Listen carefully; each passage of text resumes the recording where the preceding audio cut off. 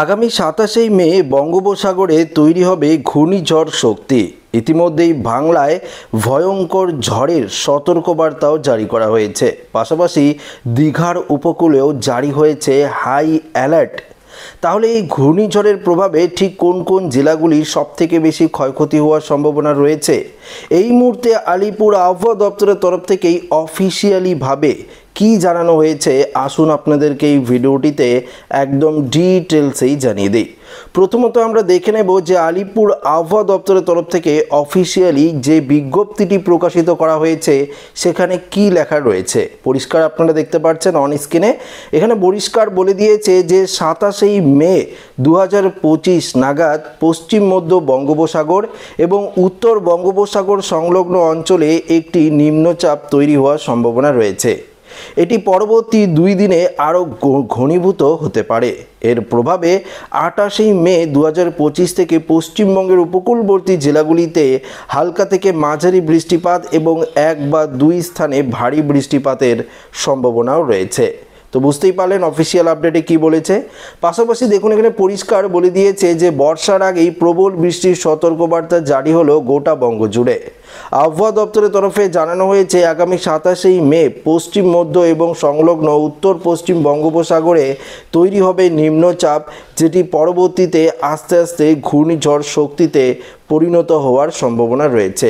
মঙ্গলবার নাগাদ পশ্চিম মধ্য বঙ্গোপসাগর এবং সংলগ্ন উত্তর বঙ্গোপসাগর ওপরে যে নিম্নচাপটি তৈরি হবে সেই নিম্নচাপটি সুস্পষ্ট নিম্নচাপ এবং পরবর্তীতে ২৮ থেকে ২৯ তারিখের মধ্যে এটা কিন্তু ঘূর্ণিঝড়ে পরিণত হওয়ার সম্ভাবনা রয়েছে, এমনটাই আগাম সতর্কবার্তা আলিপুর আবহাওয়া দপ্তরের তরফ থেকে কিন্তু পরিষ্কারভাবে জানানো হয়েছে। অন্যদিকে আজ থেকে ২৮শে মে পর্যন্ত কলকাতা সহ দক্ষিণবঙ্গের সব জেলায় বজ্রবিদ্যুৎ সহ বৃষ্টিপাতের সম্ভাবনা। বৃষ্টির সঙ্গে কোনো কোনো জেলায় ৪০ থেকে ৫০ কিলোমিটার গতিবেগে দমকা ঝোড়ো হাওয়া বইতে পারে। কোথাও কোথাও হাওয়ার গতিবেগ আরও বাড়তে পারে, অর্থাৎ ৬০ থেকে ৭০ কিলোমিটার পর্যন্ত হতে পারে। ২৮শে মে ২ চব্বিশ পরগনা, ২ মেদিনীপুর কোথাও কোথাও ভারী থেকে অতি ভারী বৃষ্টিপাতের সম্ভাবনা। আগামী সোমবার পর্যন্ত কলকাতা সহ দক্ষিণবঙ্গের সমস্ত জেলাতেই হলুদ সতর্কবার্তা জারি রয়েছে।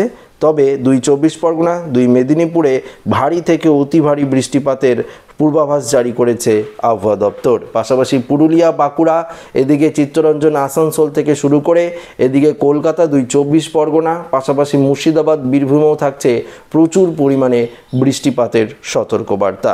অন্যদিকে উত্তরবঙ্গের ওপরের ৫টি জেলাতেও বৃষ্টিপাতের সম্ভাবনা রয়েছে। আগামী ২ থেকে ৩ দিন পর্যন্ত উত্তরবঙ্গের ওপরের আলিপুরদুয়ার, কোচবিহার, জলপাইগুড়ি, দার্জিলিং, কালিম্পংয়ে থাকছে হালকা মাঝারি বৃষ্টিপাতের সম্ভাবনা। কোথাও কোথাও ভারী বৃষ্টিপাত হলেও হতে পারে। বিশেষ করে দার্জিলিং, কালিম্পংয়ে একটু বেশি পরিমাণে বৃষ্টিপাতের সম্ভাবনা রয়েছে। অন্যদিকে ঘূর্ণিঝড় শক্তি যেটা বঙ্গোপসাগরে ঘনীভূত হবে, আপনারা অফিসিয়াল আপডেটে দেখতেই পালেন যে ২৭শে মে যেটি নিম্নচাপে পরিণত হয়ে সুস্পষ্ট নিম্নচাপ থেকে গভীর নিম্নচাপ এবং পরবর্তী ২৯ অর্থাৎ ২৯ থেকে ৩০ তারিখের মধ্যে এটা কিন্তু ঘূর্ণিঝড়ের চেহারা নিতে পারে।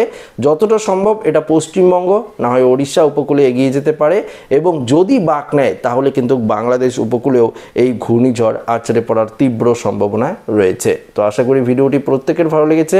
ভিডিওটি ভালো লাগলে লাইক করে নেবেন, বন্ধুদের সাথে শেয়ার করে নেবেন এবং নতুন হয়ে থাকলে চ্যানেলটিকে সাবস্ক্রাইব করে নেবেন। ধন্যবাদ।